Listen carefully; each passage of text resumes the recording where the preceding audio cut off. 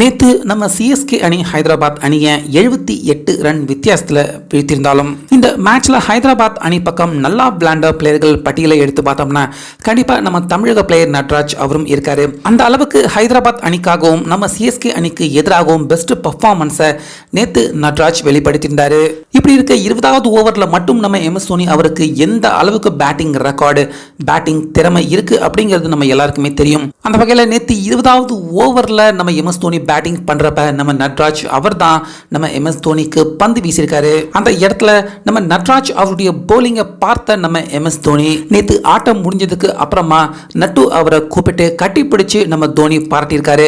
அது மட்டும் இல்லாம நம்ம தோனி அவர் செஞ்ச செய்கை தற்போது நட்ராஜ் அவருக்கு T20 வேர்ல்டு கப்ல நம்ம இந்திய அணியில விளையாடுறதுக்கான வாய்ப்பும் கிடைக்க இருக்கு. அந்த வகையில நேத்து 20வது ஓவரை நம்ம நட்ராஜ் அவர் வீசியிருந்தப்ப ருத்ராஜ் 98வது ரன்ல இருந்தாரு. ஆனாலுமே 2 பால் ஃபேஸ் பண்ணி ருத்ராஜ் அவரால் தன்னுடைய செஞ்சுரியை கம்ப்ளீட் பண்ண முடியல. காரணம் நட்ராஜ் அவருடைய அபாரமான பந்து வீச்சு தான். இப்படி இருக்க அதுக்கு அடுத்து 3வது பாலை ஃபேஸ் பண்றதுக்காக நம்ம எம்எஸ் தோனி அவர் உள்ள வந்திருந்தாரு. ஸோ அந்த முதலாவது பந்தே நம்ம எம்எஸ் தோனி அவருக்கு நட்ராஜ் பயங்கரமான ஒரு செம்மையான யார்க்கர் வீசிருப்பாரு. ஸோ அந்த யார்க்கரை பேக் ஃபுட் வச்சு நம்ம தோனி லாபகரமா அவர் அட்டம் பண்ணி பவுண்டரிக்கு அடிச்சிருந்தாலும் ஒரு மிஸ் கேட்ச் மூலியமா தான் அந்த பால் பவுண்டரிக்கு போயிருந்தது. இதை பத்தி தான் இன்னைக்கு நம்ம எம்எஸ் தோனி நட்ராஜ் அவரை புகழ்ந்து பேசியிருக்காரு. அதாவது எனக்கு முதலாவது பந்தே நட்ராஜ் அவர் போட்ட அந்த விதம் எனக்கு ரொம்பவே பிடிச்சிருந்தது.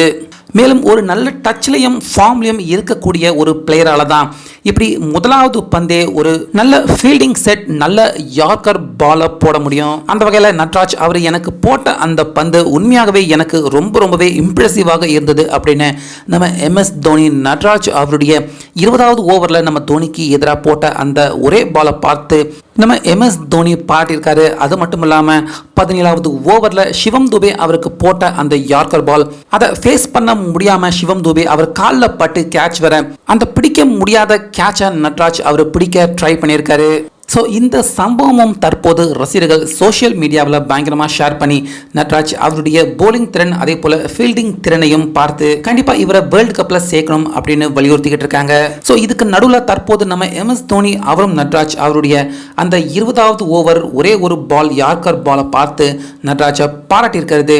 தற்போது வேர்ல்டு கப்பில் நம்ம நட்ராஜ் சேர்க்கப்படுறதுக்கான வாய்ப்பு கணிசமாக அதிகரிச்சிருக்கு அப்படின்னு தான் சொல்லணும். ஸோ அந்த வகையில் நட்ராஜ் அவருக்கு ஒருவேளை இந்திய அணியின் 15 பிளேயர்கள் கொண்ட ஸ்குவாடில் வாய்ப்பு கிடைக்கல அப்படின்னாலும் பேக்கப் பிளேயர் இல்லைனா நம்ம இந்திய பிளேயர்கள் அவங்க ப்ராக்டிஸ் எடுக்கிறதுக்காக பந்து போடக்கூடிய பிளேயர்கள் இந்த இடத்துலையாவது கண்டிப்பாக நட்ராஜ் அவருக்கு வாய்ப்பு கிடைக்க நிச்சயமாக சான்சஸ் அதிகமாக இருக்குது அப்படிங்கிற தகவல்கள் தான் பார்த்தீங்கன்னா தொடர்ந்து தற்போது வெளிவந்த வண்ணம் இருக்குது.